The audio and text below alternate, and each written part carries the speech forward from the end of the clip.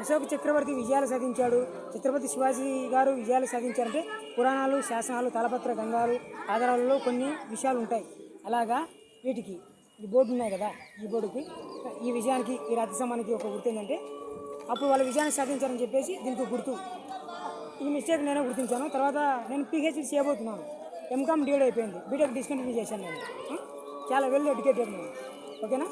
నేను చాలా విషయాలు ఎఫ్బీలో పెట్టాను, నా ఐడి చెప్పాను కదా, ఎఫ్బీ ఐడీస్ అందులో చెప్పాను. పిహెచ్డి చేయబోయిన విషయాలు చాలా ఉన్నాయి.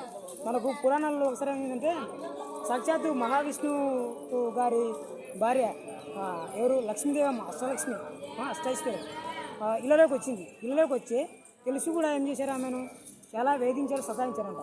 వీళ్ళు వేధింపులు సతాయించి తట్టుకోలేక అర్ధాంతరంగా ప్రాణాలు వదిలేసి వెళ్ళిందని కూడా నేను విన్నాను. అదేవిధంగా నేను చాలా పిహెచ్డి కార్డ్స్ గురించి కొన్ని పెట్టుకున్నాను. మెయిన్గా నేను పిహెచ్డి చేయాలనే విషయం ఏంటో తెలుసా, అరుంధతమ్మ వశిష్ఠ మహర్షి వాళ్ళు ఆధారాలు. అంటే అరుంధతమ్మ ఎవరంటే మాదిగల ఆడపడుచు, వశిష్ఠ మహర్షి వివాహం చేసుకున్నారు. ఇక్కడ చెంచులు ఒక ఆనవాయితీ జరుపుతారు సంక్రాంతి రోజు. చెంచు లక్ష్మమ్మ అంటే శ్రీ లక్ష్మీ నరసింహస్వామికి ఇద్దరు భార్యలు, ఒక ఆనవాయితీ జరుపుతారు.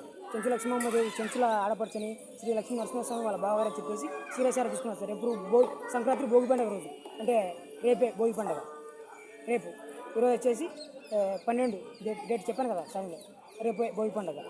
భోగి పండుగ ఆనవాయితీ జరుపుతారు. నేను చెప్పానంటే అది శాసనాలు ఆధారాలు ఉన్నాయంటే అది జరుపుకోండి, లేదంటే అది మీకు అరిష్టం, అది మీకు పాపం. ఎందుకు తెలుసా, సాక్షాత్తు సాములూరిని మీ బావగారు బంధువులు అని చెప్పుకోవడం అది అరిష్టం. నేను అరుంధతమ్మ వాళ్ళ వారసుని, ఆ తర్వాత అరుంధతమ్మ వశిష్ఠ మహర్షి అరుంధతమ్మని వివాహం చేసుకున్నారు. నేను మాదిగ వర్గానికి సంబంధించిన అలానే కాదు, నేను అందరి వాడిని, నేను బ్రాహ్మణ కులానికి చెందినవాడిని. నేను ఒక బ్రాహ్మణుని, అర్థమైందా, బ్రాహ్మణుని అరుంధతమ్మ వశిష్ఠ మహర్షి. నేను ఇలా ఊరికి అనడం లేదు, మీకు ఒక ఆడియో కూడా మీరు వినింటారు. మాకు రుద్రవరం దగ్గర అప్పనపల్లి దగ్గర వాసాపురం వెంకటేశ్వర స్వామి ఉన్నారు, అక్కడ అర్చకులు గోపయ్య గారు ఉన్నారు. ఆయన అడిగింటే నిజమే, అరుంధతమ్మ వశిష్ఠ మహర్షిని వివాహం చేస్తున్నది మాదిగల ఆడుపలిచి అని చెప్పారు. నేను వాటి ద్వారా నేను మాట్లాడుతున్నాను. వీటింటికి తీసుకొని పిహెచ్డి చేయాలనుకున్నా. మా లక్ష్మీమ్మ గురించి కానీ, తర్వాత కొన్ని ఇన్వెన్షన్స్ ఉన్నాయి. హెచ్ఐవి ఎయిడ్స్ సంక్రమిస్తుంది కదా ప్రజలకు. అది ఎలా సంక్రమించిందంటే చింపాంజీ కొద్ది జాతిలో నుంచి సంపాదించింది, ఆఫ్రికాలో నుంచి సంక్రమించింది అంటున్నారు. అది నిజమో కాదో మనం తెలుసుకోవాలి. ఊరికి అలా బుక్లలో రాశారు, నేను చదివానని చెప్తాను కదా, బుక్లలో రాశారు.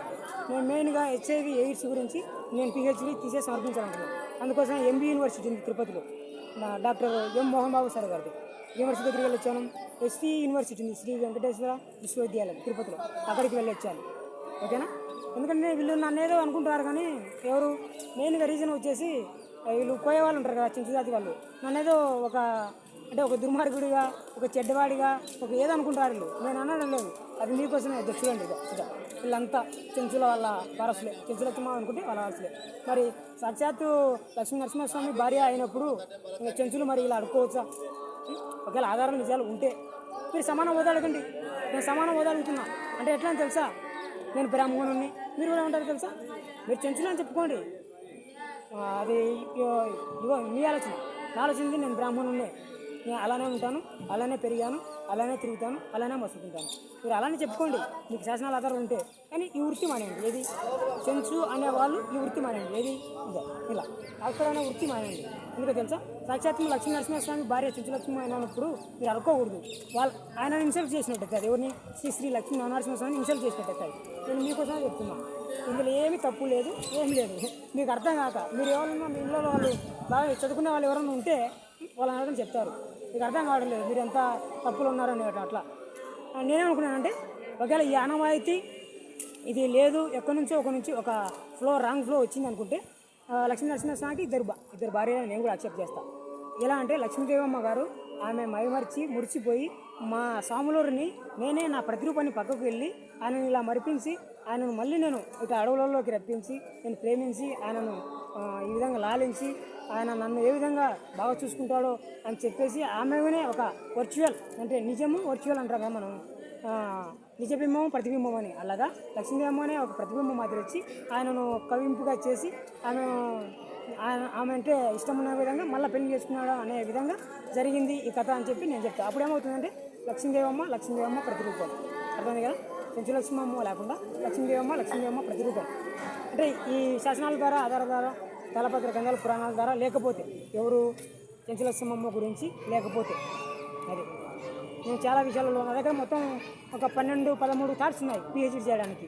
నాకు వాళ్ళు యూనివర్సిటీ వాళ్ళు సహకరిస్తే ఇండియాలో పిహెచ్డీ చేస్తాను, ఫారిన్ కంట్రీస్లో పిహెచ్డీ చేస్తాను. ఆక్స్ఫర్డ్ ఉంది, మాసాచుసెట్స్ ఉంది, కేంబ్రిడ్జ్ ఉంది, ఇంకా చాలా యూనివర్సిటీస్ ఉన్నాయి. పేరు మోపిన లండన్ యూనివర్సిటీ ఉంది, అందులో చేయాలని చెప్పేసి నా కోరిక. ఎందుకు తెలుసా, నా దగ్గర పే బ్యాక్ ఆప్షన్ కార్డు ఉంది. Privilege banking ICICI bank debit cards card, pay back option card. అది వచ్చేసి 2014 ఎక్స్పైర్ అయింది. ఐసిఐసి బ్యాంక్ వాళ్ళు ఇచ్చారు. నేను మాదాపూర్లో జాబ్ చేస్తుంటే ఇన్ఆర్బిట్ మాల్ హైపర్ సిటీలో, అప్పుడు శాలరీ అకౌంట్ కింద నాకు ఇచ్చారు. దాని మీద వీసా ఇచ్చారు. వీసా నెంబర్ వచ్చేసి 611936. దాని మీద పేరు ఉండదు, ఆ వీసా నెంబర్ ఉంటుంది. అది నేను శాలరీ అకౌంట్కి ఇచ్చారు. చాలా శాలరీ తీసుకుని అక్కడ జాబ్ చేసేటప్పుడు 1 ఇయర్ చేశాను. అక్కడ నాకు అపాయింట్మెంట్ లెటర్స్ ఇచ్చారు, కన్ఫర్మ్ లెటర్స్ ఇచ్చారు. అవి కూడా ఉన్నాయి. అవి కూడా నా ఫేస్బుక్లో పెట్టుకున్నాను. ఫేస్బుక్ ఐడీస్ 2 ఉన్నాయి. వాళ్ళు ఇప్పుడు ఇన్ ఉంది కదా, ఇన్ని యాప్లో కూడా ఉన్నాను నేను. ఇన్నులో వచ్చేసి ఒక పేరు వచ్చేసి ఎమ్ము బాలనరసింహుడు, ఇంకొక ఐడి వచ్చేసి అర్జున్ ఐశ్వర్య. 2 ఐడీలు ఉన్నాయి ఇన్నులో కూడా. కావాలంటే నా డీటెయిల్స్ చూసుకోండి. వాటి గురించి నేను వీడియో పెట్టా. ఆ పే బ్యాక్ ఆప్షన్ గురించి నా బ్యాంకులలో నాకు మొత్తం 7 అకౌంట్స్ ఉన్నాయి. తర్వాత అలాగే హెచ్డిఎఫ్సి బ్యాంకు, ఎస్బీఐ బ్యాంకు, తర్వాత పోస్టల్ బ్యాంకు, తర్వాత యూనియన్ బ్యాంకు, ఆంధ్ర బ్యాంకు ఉంది, సిండికేట్ బ్యాంకు ఇప్పుడు కెనరా బ్యాంక్ అయింది, ఐసిఐసి బ్యాంకు హైదరాబాద్ నుంచి ట్రాన్స్ఫర్ నంద్యాలకు అయింది. ఆ బ్యాంకులో వచ్చేసి నెక్స్ట్ వచ్చేసి ఏది కెనరా దూరం చెప్పినగా హెచ్డిఎఫ్సి బ్యాంక్. మొత్తం 7 బ్యాంక్స్. అమ్మ అకౌంట్కి కలిపితే 7 అకౌంట్లు వస్తాయి. వీళ్ళు ఏమనుకుంటారా, అదే మళ్ళీ చెప్తున్నా వీళ్ళకు. వీళ్ళు ఏమనుకుంటారంటే ఇది ఏదో వింత అనుకుంటారు. వింత కాదు, ఎప్పటికీ మనం నిజంలో బ్రతకాలి. అర్థమైందా? మళ్ళీ నెక్స్ట్ వీడియో స్కిప్ చేస్తా. ఇప్పటికీ ఎంత అయింది, 6:48 అయింది.